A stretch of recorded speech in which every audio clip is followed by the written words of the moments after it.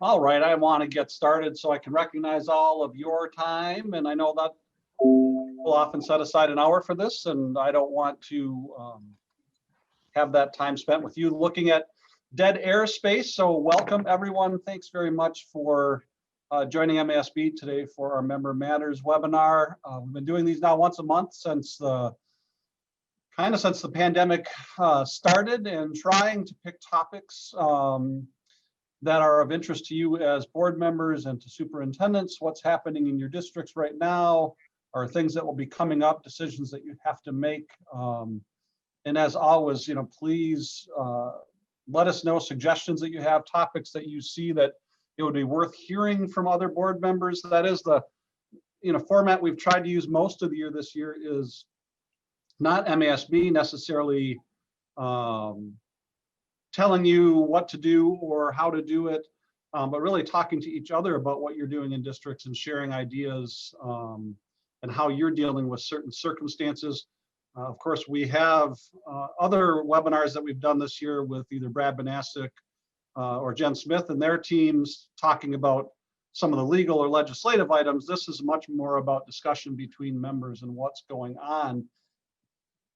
And as we looked at the upcoming kind of life of a school board member or a school district, one of the things that we all know is you're going through a transition right now. We had an election just a month ago or so, and you have a lot of new school board members coming into your districts. And so whether you are a superintendent or whether you are a board member, that is a transition that everybody has to deal with. And we believe at MASB that transition is important every election cycle. And I think even more important this year in a pandemic situation. Likely you're going to be onboarding people in January in a virtual setting. And even as we see it, as we've onboarded staff here at MASB, trying to impart to your new board members that are coming in what the culture of your board is, what the standards of your board are, is a more difficult task than doing it if you all get to sit in a room together with 7 people and your superintendent and have those discussions. We've already offered this up as a topic on my podcast, and we had 2 of our board of directors members, Jill Fennessy and Holly Spencer, as my guests on that. And they are on today, and we're going to kick it off just with a discussion with them, but really then open it up for questions and kind of a back and forth on how do you, hopefully all of you have an onboarding process for new board members. If you don't, then you get to learn a lot today and try to figure out how do you implement one, because it is important to have one, whether there's a pandemic or not. But we can talk about things as it relates to, evaluation, new board member training, training as it relates to your individual districts and how we do that. And so I'm going to talk to Jill and Holly really quickly, and I'll start with you, Jill. You get that honor as president of MASB to be first anyways, to talk about what's the process that you use in Tri-County schools, and is it any different this year with the pandemic situation? Have you already talked about what you might be doing differently in January or even since the election happened to help new board members kind of acclimate and get ready for service on Tri-County area schools? Thank you, Don, and hello to everyone. So glad you're here and could join us today. At Tri-County, we have started sending our new board member documentation. We have an orientation plan that goes over highlights of what it's like to be on the board. We have never done a virtual orientation, and depending on where the legislation goes, if we're still meeting virtually or not. So it's hopefully going to go well. Our new board member has been invited to attend our last meetings, and he has been there. So we're thankful for that. And yeah, it will be a new experience. Now, normally we would have had our orientation in December at our work session, but the way the holiday fell, we are not having a workshop in December. So our new board member will be seated at our monthly meeting in January, and then we'll do our full orientation at our work session 2 weeks later. What are the type of topics do you cover in the actual kind of orientation packet? When you're sitting in that meeting, what are the things that you walk that new board member through? Yeah, we have kind of a document that highlights how our board operates. We talk about committee structure and assignments. We talk about the meeting structure and how the agenda works. Things about the Open Meetings Act, and we purchased the book from MASB, and the new member has already been provided with that to start reviewing. We always try to remember that often people come onto boards maybe with a different impression of how a school board really works. I really haven't met anyone that came on and said, oh yeah, this is exactly what I thought you guys did. So I think we try to help them understand our role, how we make informed decisions. We talk about our vision and our mission, and we look at our goals. And then we describe a little bit about staff and our interaction with staff, the role of the board member, and required training. We talk about superintendent tool, required training, and then we ask that they attend MASB's 101, CBA 101 class. It's not a requirement in our district, but every new board member we've had in the past has gladly attended that class and been very happy that they did. So it sounds like as you put this together, you do this with your whole board. It's not something that you as the president of the board and the superintendent do. It's a whole board function. That is correct. We're a team, and it just feels like if everyone is a part of the orientation, it helps build that team structure instead of the president meeting with the person. And honestly, as president of our school board, I don't have all the answers, and our board members are awesome to offer their pearls of wisdom and insights and recommendations, things that I may not have thought of. So we found that works best for our district, and I would highly recommend that. Thank you, Jill. And I posted in the chat, and I'll say it verbally for everybody before we jump over to Holly. Any questions that you have during the conversation, whether to me or to staff of MASB or to the people speaking, please throw that out there. Lisa just posted, it's a great question. I assume all orientations are done in an open meeting. Yes, absolutely. I mean, clearly you could have a meeting with a new board member and a board president and a superintendent just talking about what's going, what happens in the district. That could be done in a format that is not an open meeting, because you're not doing board business there. You're talking about orientation. But clearly, if you handle it like Tri-County does, which is done in a full board format, then whether it be at a workshop or at a board meeting itself, those would be subject to the open meetings.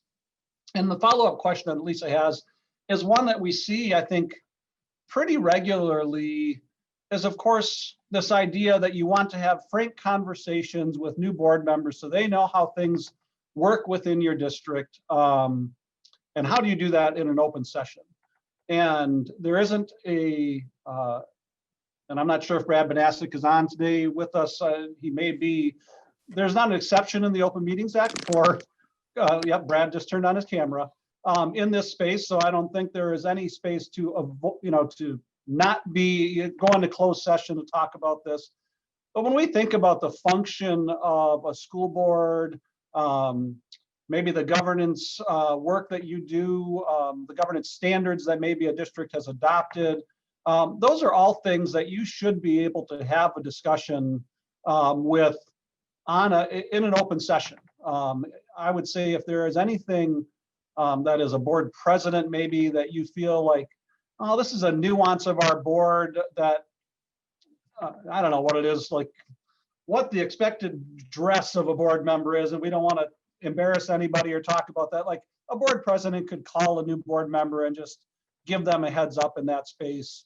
But if it is in a full meeting, Lisa, it is expected that it's subject to open meetings. And there isn't any specific things that we would say that you wouldn't share in that format. It would be, I can't think of anything off the top of my head that you wouldn't put in an open meeting that would talk about kind of an orientation of a board member and have that understanding. I see we're going to get a lot of questions. I did see Ron post about Jill willing to share that. And so let's see, I will send documents to MASB so we can try to put that up. And Stacy Bogard, whether we put it up online or do we also, as they register, have all their emails, we could share it with them directly as an email for anybody participating today also? Yes, we can do that. So we will be able to share that. And if others have orientation things that they think are quite good, please feel free to share them in a link, and we can maybe put together something in we have a page related to new school board members, and we can put something in that regard. Holly, if I remember correctly from our previous conversation, in Elk Rapids, you actually do, there's some of this that is done as a whole board, but for you guys, it is you and the superintendent and the new board members typically sitting down in a small format before you get into a full board situation. Yeah, we do, but we didn't used to have the workshops, and we have a new superintendent, so we've added workshops to our board meetings. So it may be something we look at doing as a whole board. We actually use, MASB has published a checklist for new member orientation, and that's what we use when we onboard. So we go through all those documents, collect them all, hand them out, go through each one, and then kind of what our role is, communication structures, strategic plan. We give all that information, and then as board president, I follow up, especially for that first year with the new board members. Every month before we get to our meeting, here's what's on the agenda, here's what to expect, anything I think they need to know from background standpoint, just because I know that you get a lot of information when you first come on board, and then you get more questions the more time you serve. So I keep touching base every month before our meetings. Yeah, I think that's a great suggestion too, Holly. And we even talk about that here at MASB with our board of directors. When somebody comes into a January board meeting for their first board meeting for all of you, they're going to have lots of questions, some of which you may have answered in December, and probably after every meeting have a new set of questions. And if the orientation is a one-time and it's done, those questions sometimes go unanswered. So that idea that you just talked about is that follow-up after every meeting or once a month where you're talking to that new board member as the board president continues that transition throughout the year. And it also stops, sometimes if you're in a new group, you don't know when is appropriate to ask a question. And so it also stops questions that happen in a board meeting that can be better handled offline where it isn't a one-on-one situation. And so, clearly that transition does not end in January. And so that's a good way to approach that space and having that kind of follow-up. Other things that you would add, Holly, in specifics? I know you do use our checklist. I think you also you guys might even talk about our governance standards, if I remember correctly. But we do. We adopted that governance standards, and we go through that with our new board member. I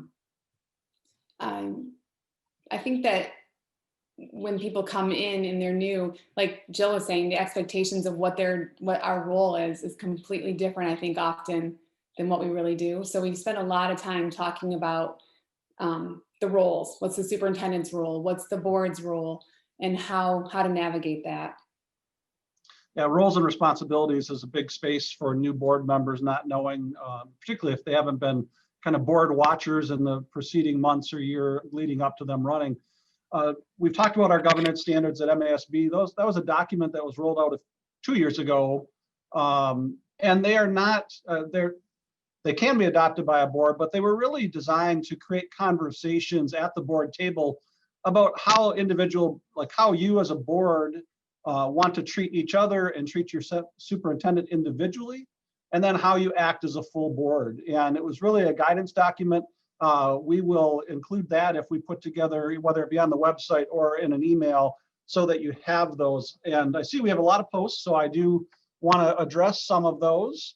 The training that Jill mentioned, Christina, you asked this question. So that's a great question. Our board certification program, CBA 101, is our first class on basic boardsmanship. That is a class that can be taken in a number of ways. Completely online, asynchronous is available.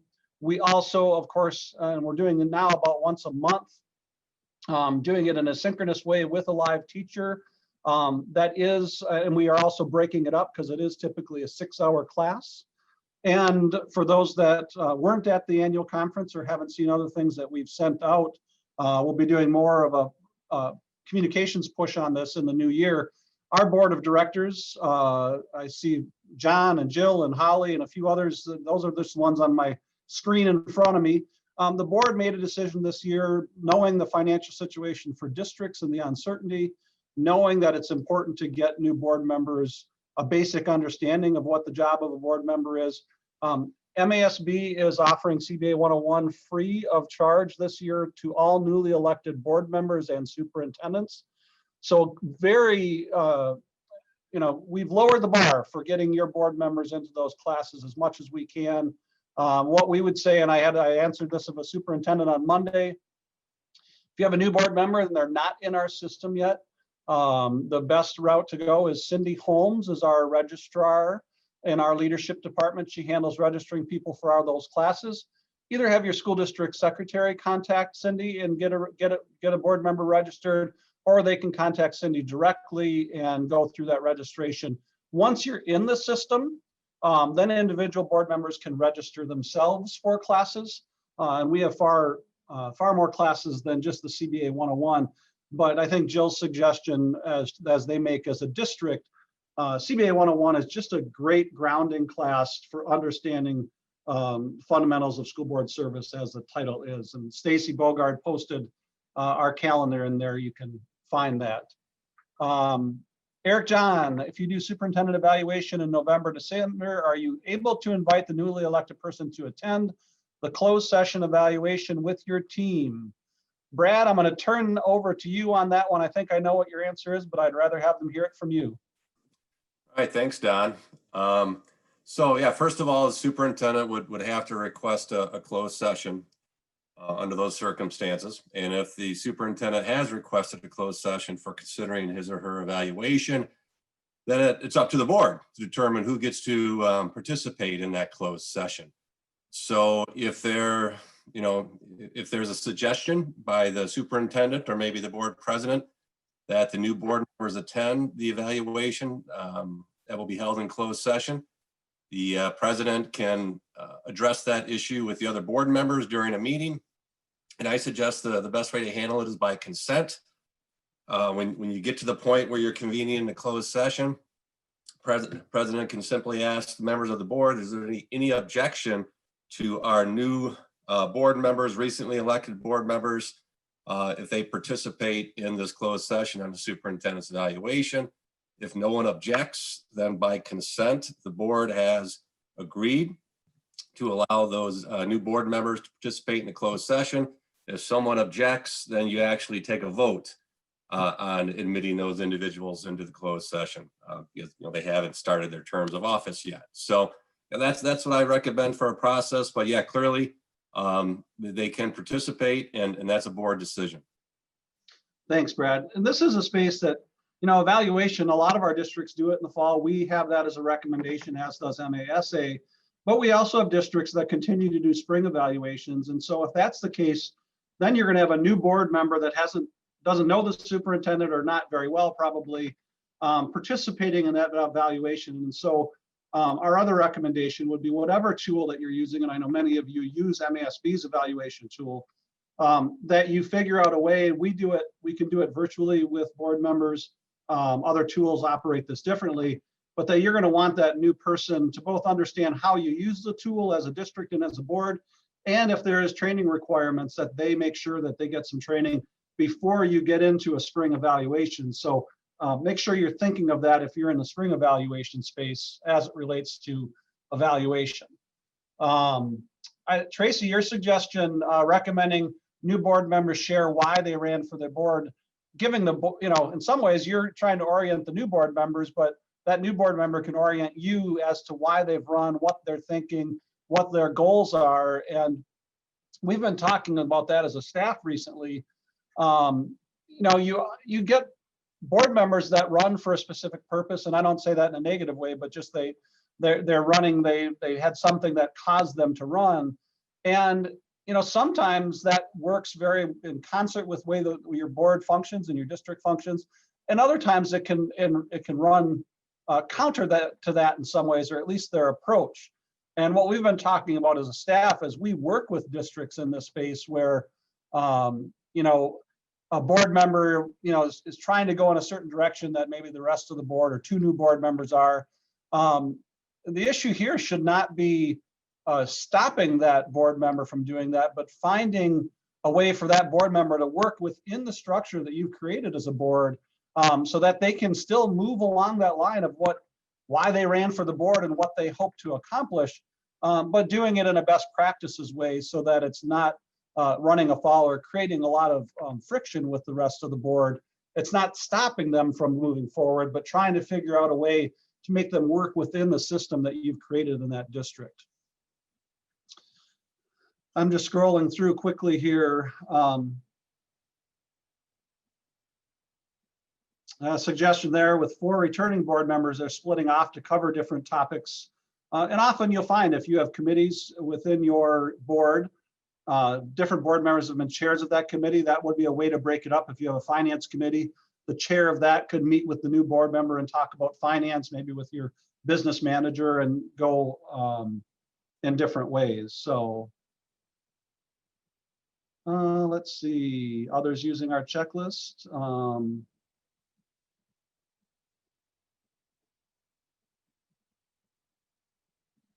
Stacy Bogard has posted in the chat both our governance standards and listing of roles and responsibilities. One of the other things we are launching in January, coming out of our communications department, but really covered by staff and our board of directors, we are launching a webinar series for new board members, and we'll be communicating that with new board members. We'll also be letting all of you know so that you're aware of it and can point them. We're going to be doing monthly webinars that are open to new board members to attend, so that we can be talking to them from an MASB perspective of all the things, hopefully in a timely fashion. So if we end up having a conversation about budget, and this is going to be generalities, not district specific, maybe we do that in March as you're beginning that process, so they get to hear a little bit about what that is like. Jen maybe will be talking about them about legislative advocacy. This is a new piece that we're adding this year, just trying to help you get your board members ready by doing a monthly webinar series with that. So I think in January, Jill and I are hosting the first one and bringing new board members up to speed, and hopefully they'll go through it almost like in a cohort like you would in school, so that throughout the year they'll see the same faces and actually maybe build a cadre of colleagues that they can talk to and message with each other and learn from each other, and kind of do peer-to-peer talk and building that relationship, which will be good in the long term. There's more comments, lots of them, so I'm going to turn and see if others want to verbally share while I'm scrolling through the comments, and see if you have some thoughts that haven't come up that you think it would be important to share. I know we have some superintendents on today. If superintendents have some thoughts about experiences that you've had with new board members and how you help to onboard and get them ready, that would be also welcome to hear that. So I'd ask anybody that wants to unmute and start that, and I'll be scrolling through the chat just to see what else has been. I have a question. Yeah, question. Catherine. Okay, I tried to get it in here, but I didn't succeed. I'm wondering how other boards make the decision about who is going to run for what seat.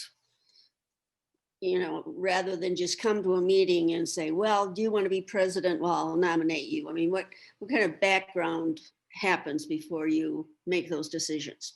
So you're talking about the officer track specifically. Mm-hmm. Yes.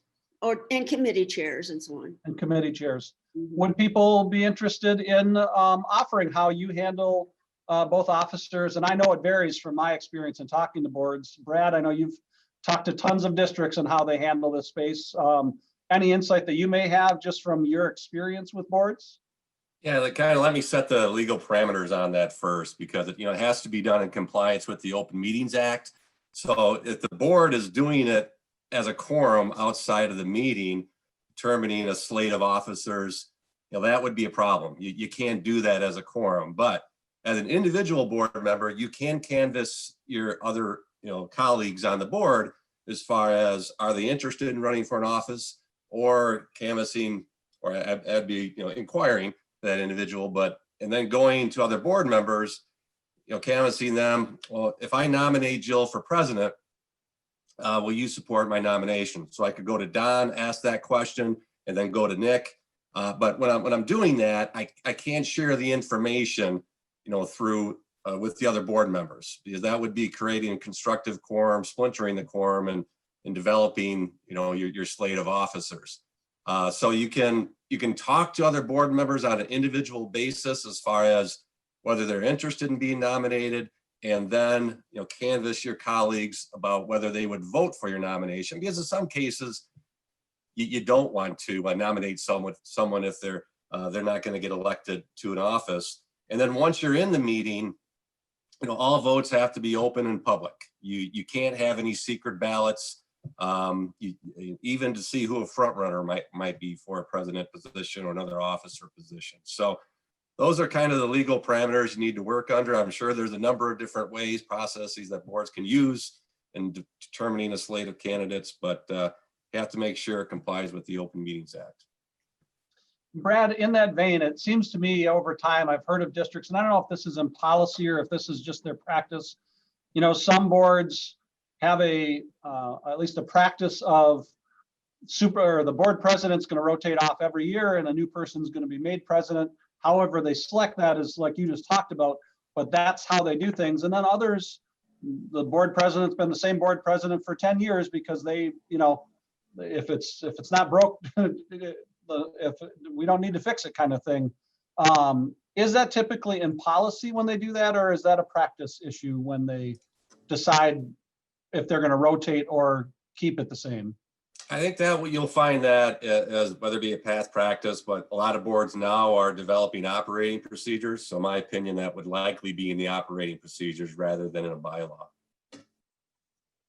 I'd like to open it up. I think that's a good question as we think about board officers. Brad's talked about the legal side of things. Anybody like to chime in on how you make the selection of your officers at your local districts?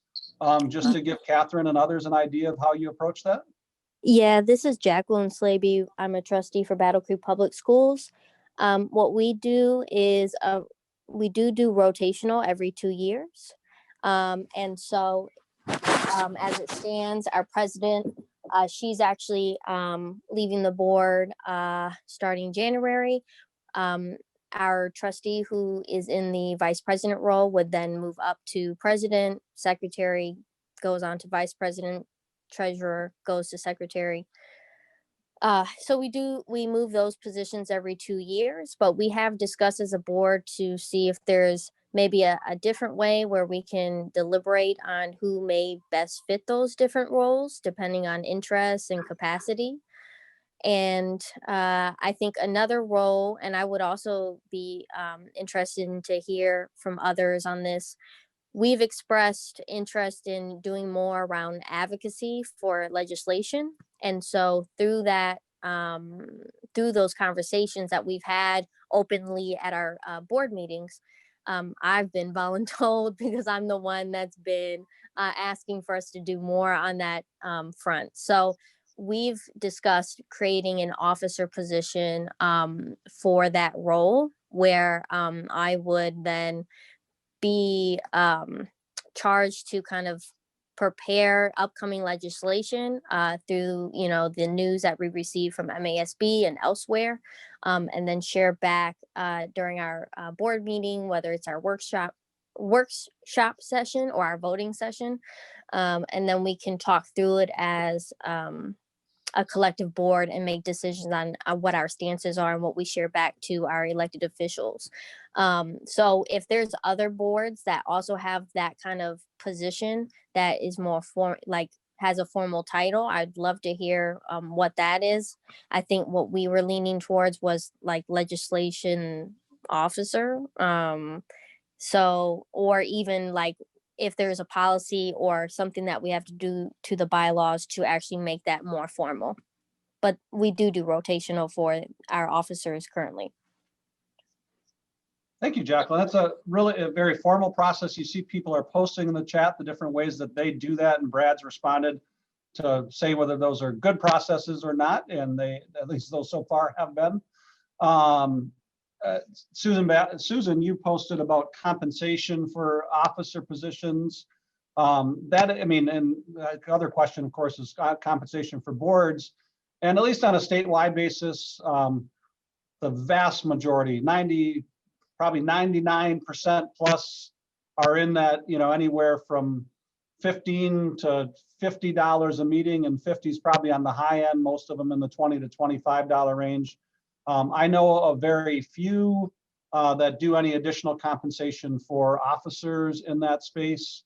I think there is at least one district in the state where their board is compensated at a significantly higher level, somewhere in the, like $7,000 a year range, which was a vote taken years ago in that district to do so. And I remember when it happened, and they went forward, but that is not typical. Most don't receive any additional compensation. So, but that was a good question. I think that's important.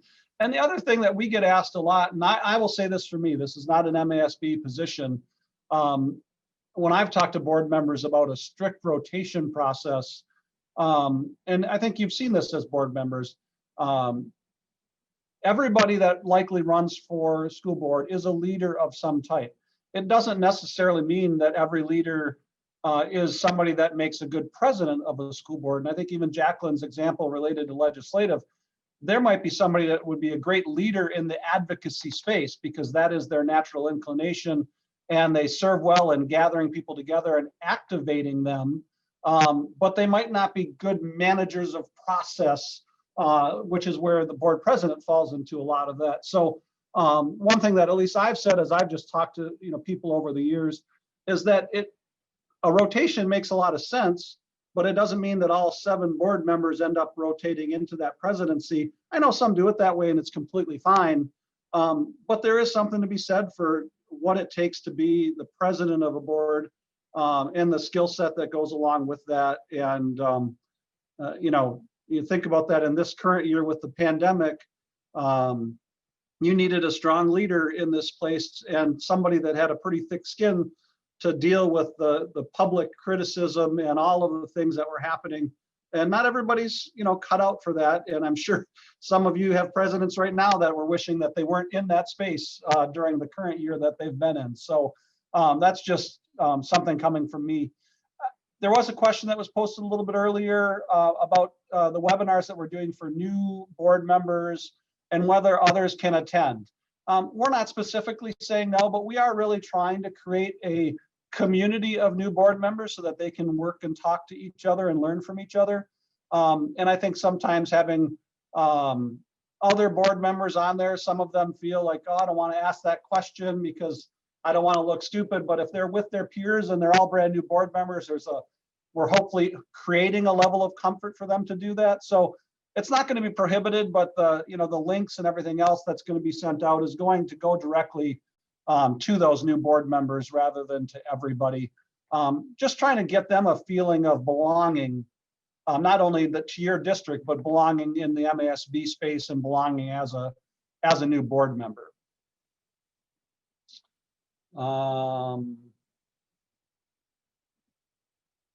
Deshandre has posted to Jacqueline, Advocacy Liaison is what some folks are calling the board members that have that focus.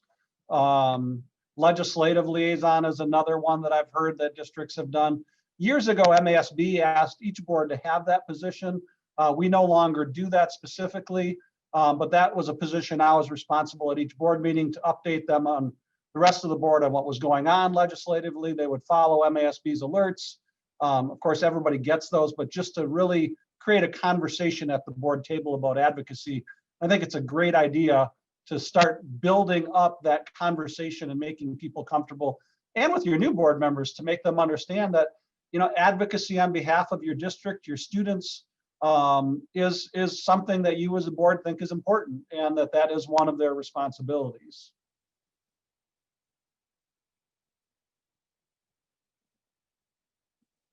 MASA has a committee called Government Relations and Policy, which might work for the office position in Battle Creek. Brad is giving you a sneak peek. Our next leaderboard in Brad's column is talking about board member and officer compensation. And I'm not even going to let him share in this one. We're going to make you all wait with bated breath for that one. And it'll be coming out in the next, in January.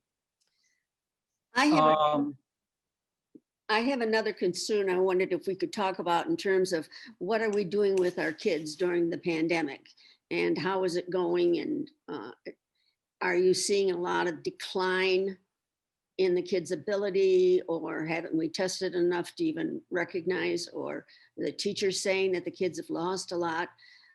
Right now, I'm with Grand Rapids Public, and right now we are all virtual. But starting, if all goes well, and then, you know, we don't have another big surge or anything, in the middle of January, second semester, we're going to start K-8 on a hybrid, half and half 2 days, half the other 2 days.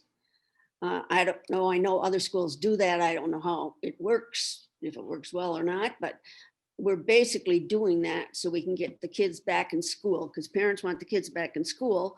And also, you know, just as the grandmother of 2 kids who have been, you know, really quarantined for the last, I don't know how many months, that the kids need to see their friends. So I'm just wondering how other districts are doing, and how's it working for people?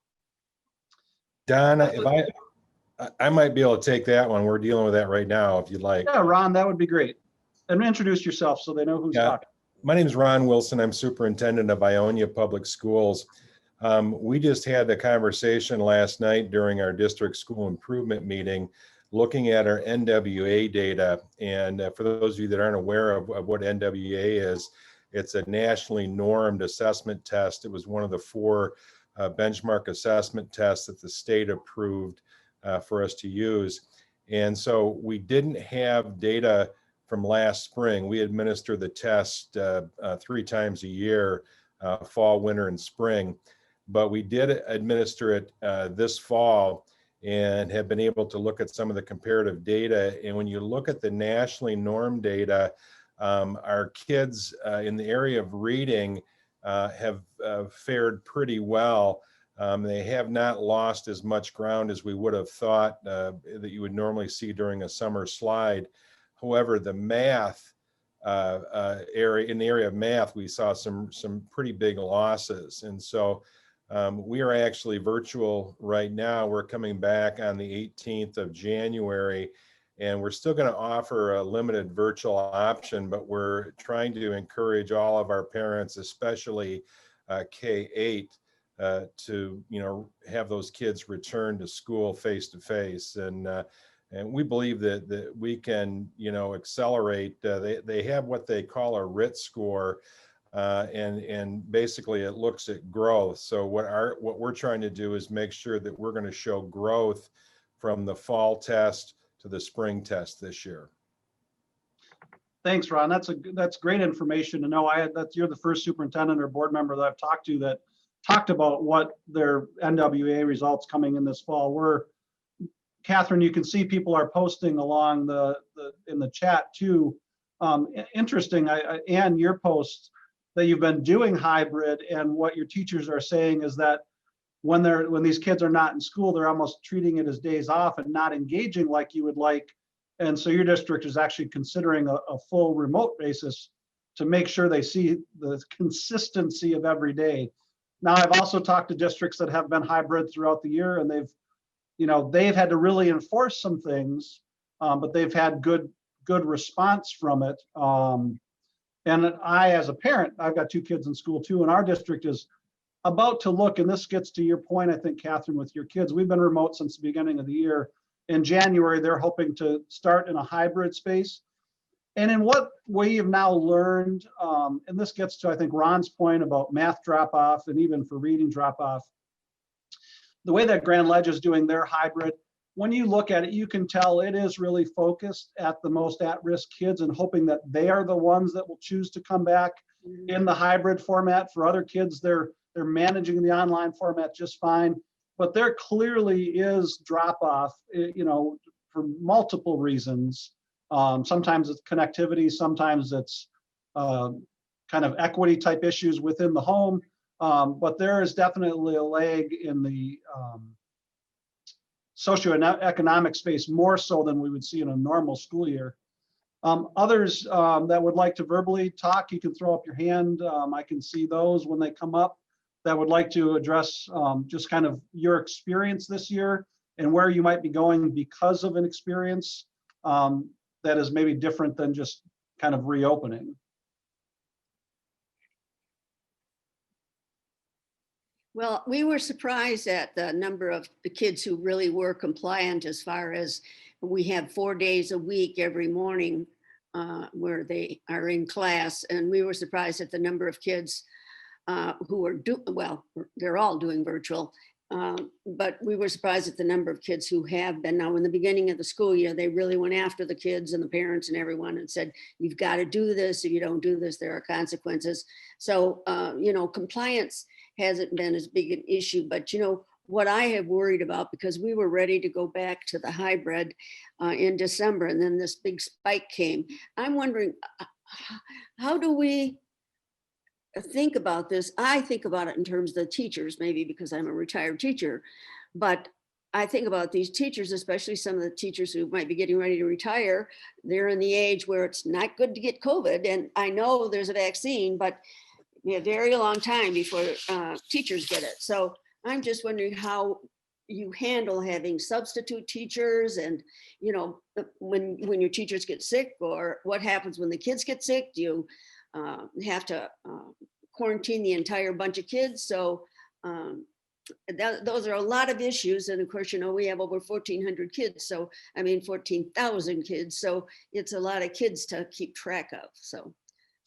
That's a good question, Catherine. So I know that we had probably, prior to Thanksgiving anyways, probably about 75% of the districts statewide, either fully in school or in a hybrid in school.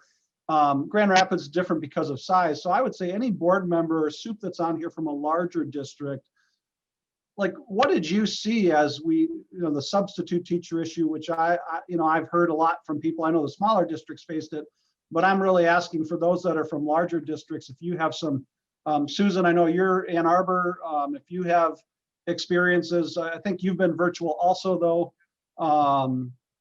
But what are those districts that have been in person in the fall? How did you deal with teachers, getting them comfortable with being in the buildings, and the idea of, if there's sickness, building closures and all of that kind of thing? I'd love to hear from somebody in that space, board member or superintendent.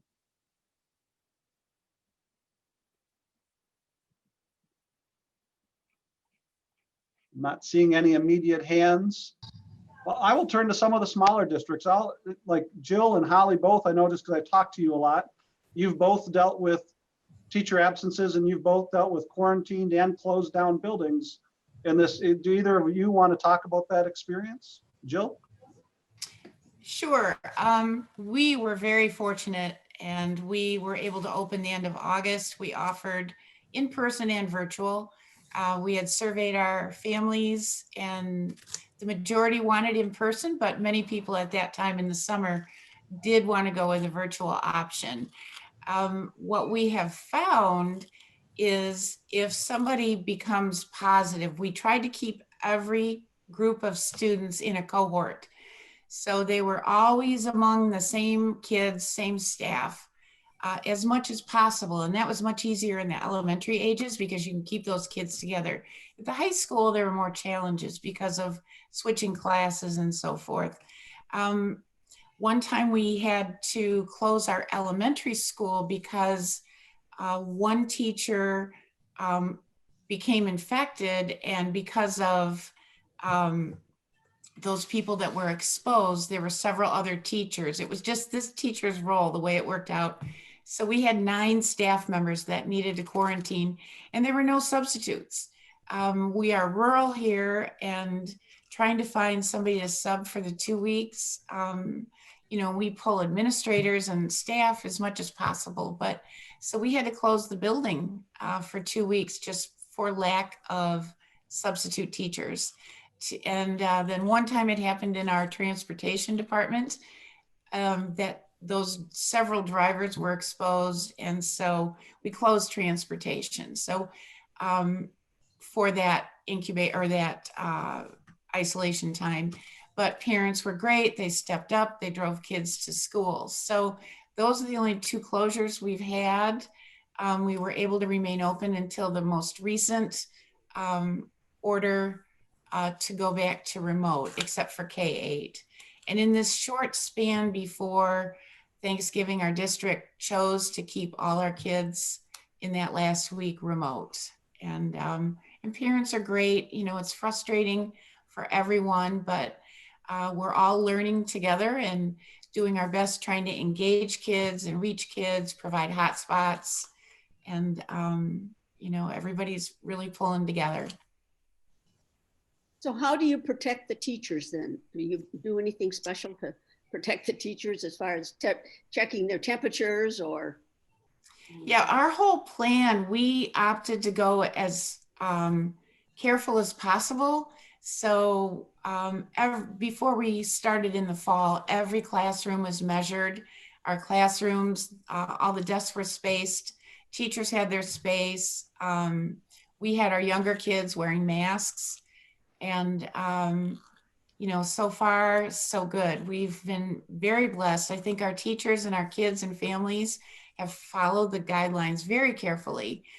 Cleaning of the schools, really everything. So districts all around us had full closures, and we were able to stay open, I think, with all the planning, distancing, mask wearing, hand washing, all those things. So, Catherine, on that question, I would expect in the return to learn plans, and I entered a couple of districts this fall when we were doing President's Awards, and even myself as a guest ended up like sign in, answer the questions, get your temperature checked. And so school districts, you know, if they're back, they're either doing it at the school site or they're requiring it of their staff at home and filling out an online form. They do it every day? You have to fill it out every day? Yes, absolutely. Okay. And so that's how you, I mean, even at MASB, we do that. And that's how you try to ensure the safety of your staff, is making sure each staff person is answering that set of questions that your health department probably has put together for any employer in the county, doing the temperature checks, spacing as you're talking about in classrooms, wearing masks both as the teacher and students. I haven't talked to any districts that haven't put those kind of safety measures in place. And teachers, rightfully as employees, not just teachers, any support staff, Yeah. they would be right in demanding that those basic measures take place. And I don't know of any districts that don't have something like that in place to protect their staff. And I see heads nodding, at least on my screen, that they're, you know, that's pretty common for the district space to keep people in line. Don, I'd like to, if I could add, I was just reminded, one of our board members is from Tri-County, is also here. She reminded me that we had quite a bit of professional development training before we started school.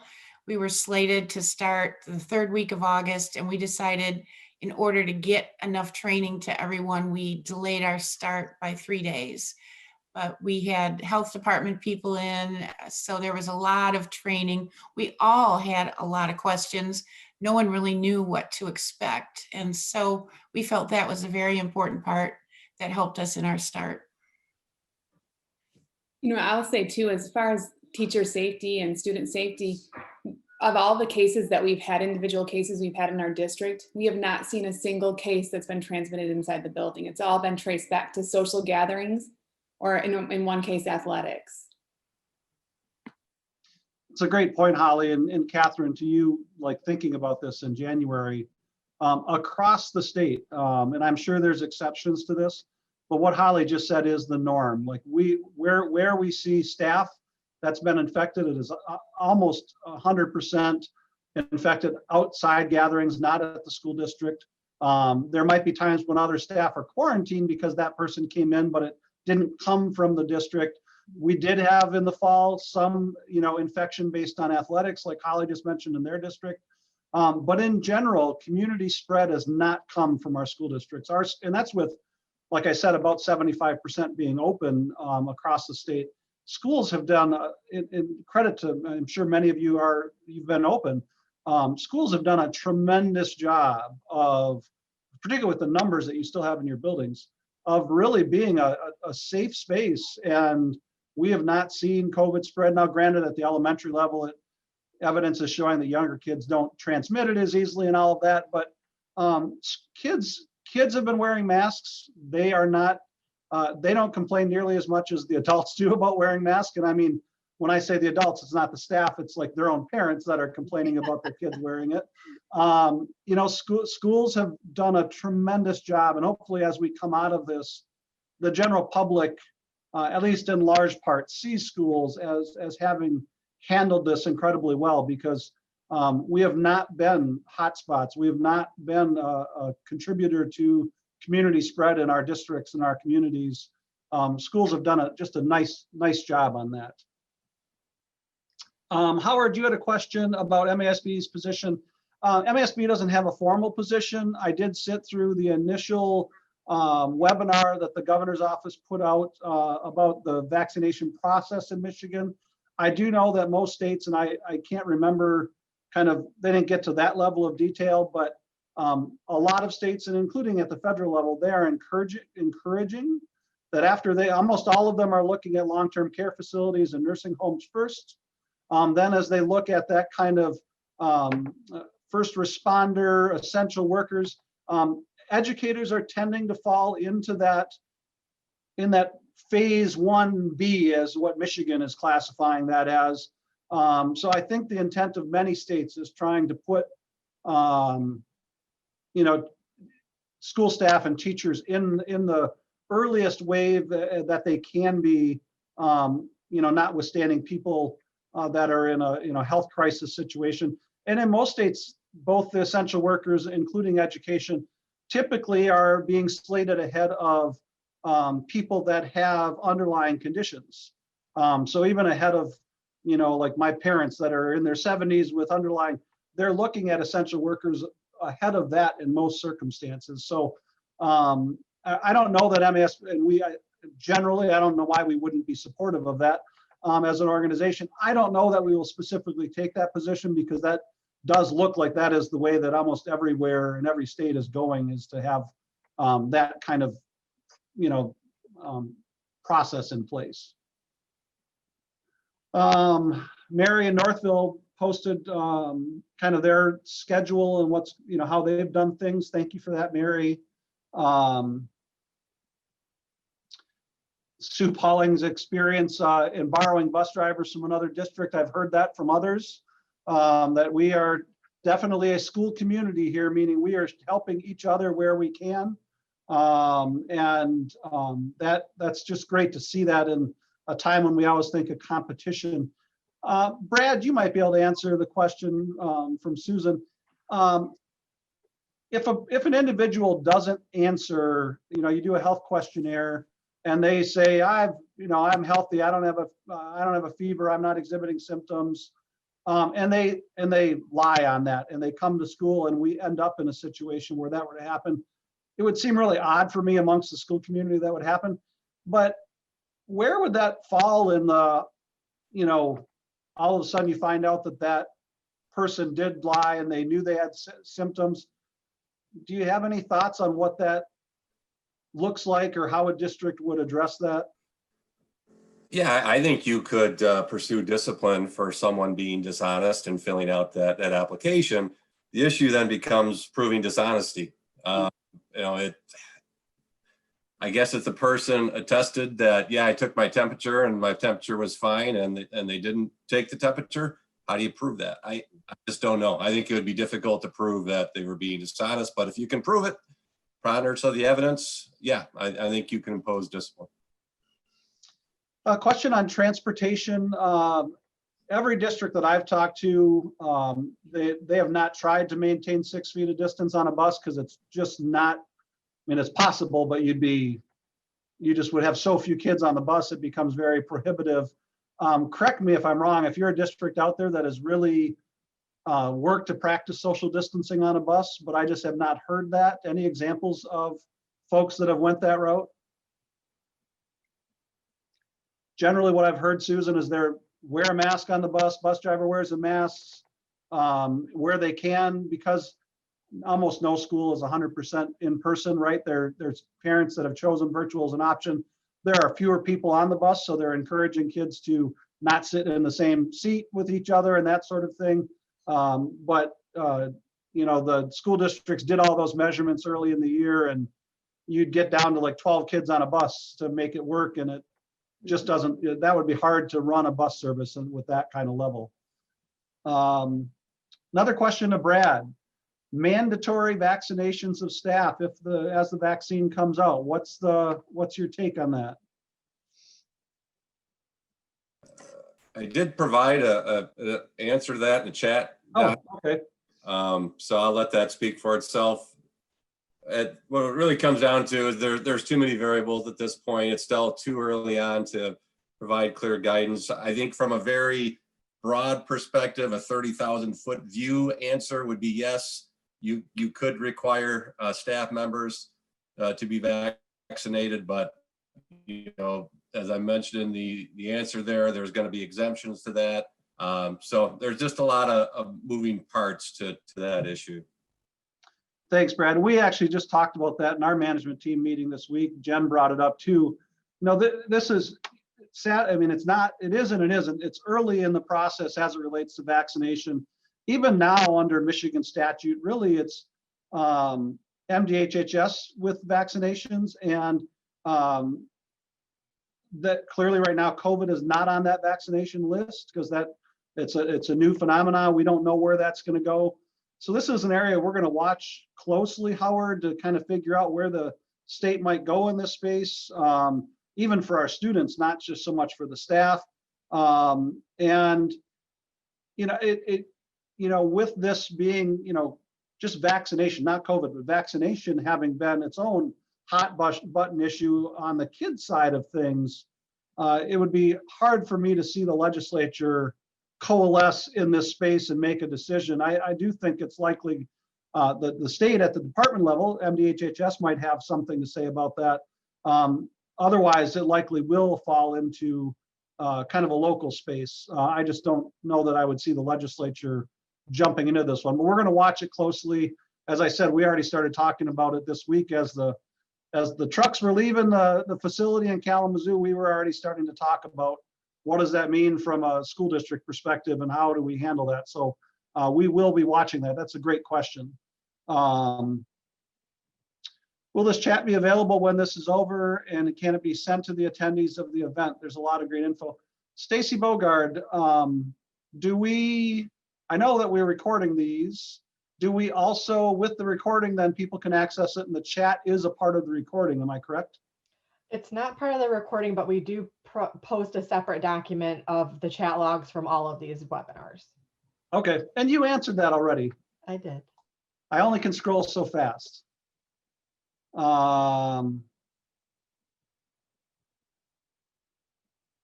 You see districts talking about parents driving their kids to school, so their busings, they actually did assign seats and be able to seat every other seat. Howard put something on that I hadn't seen before. You can save the chat on your own. Jen also talked about the legislature mandating vaccine.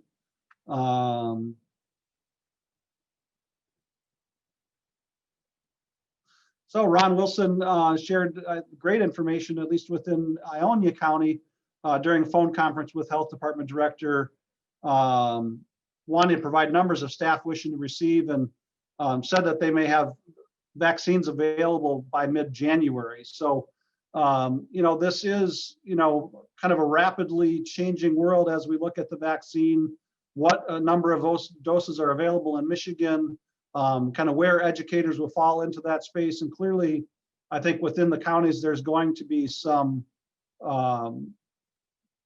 flexibility themselves in how this gets administered. So, this is, everybody's hoping for this, right? We're hoping that the vaccine is available widespread, particularly to our staff quickly, and that our schools can return normally as soon as possible. We clearly understand that we will have parents that may not be comfortable having their kids vaccinated, may not be comfortable even with people vaccinated and staff vaccinated going back to school. So I think, this year will finish for most school districts clearly with, continued online options for schools. That is something that I said at the beginning of this, really probably back in May, as this continued, schools will probably now have to start looking more critically at online options going forward from September onward, because there are, parents and kids that have done well in the space and like it. And that'll be something that you'll have to really be tackling and thinking about as local districts going forward into this fall. But this is going to be a rapidly changing environment throughout this spring as the vaccinations are available. And hopefully, we're not going to hear stories about negative reactions to vaccination that then cause fewer people to want to be vaccinated, because that can cause its own set of problems. But, I am an eternal optimist in almost all areas. But in this one, I really am trying to be in that space. We are at actually almost 4 after 1 right now.